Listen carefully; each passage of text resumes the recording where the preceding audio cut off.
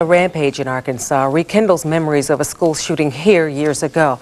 It also focuses attention on how parents can help kids who experience this kind of horror. ABC 7's John Garcia is here with that part of the story. John?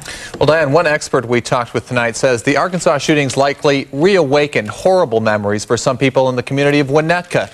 That, of course, is where Lori DIANN opened fire in a school nearly 10 years ago. Just absolutely awful feeling, a whole welter of emotions, anger, fear, sorrow, everything you can imagine, and things I can't even attach words to. To Bob Williamson, it hardly seems like a decade since Lori DIANN walked into the Hubbard Woods Elementary School with a gun and opened fire.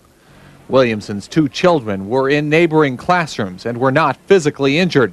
But DIANN killed one student and injured a total of 6 others before turning the gun on herself.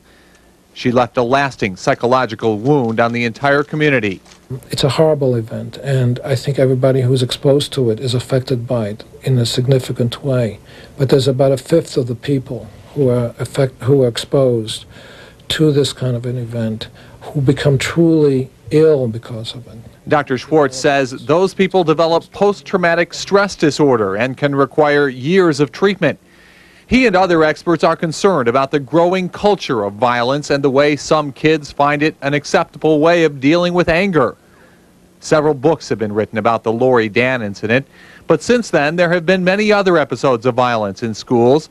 Before today, most recently in Paducah, Kentucky, where a high school student shot and killed 3 students in a Bible study group. Child development experts say these incidents can affect even children who hear of them in the media, and parents should talk to them about it.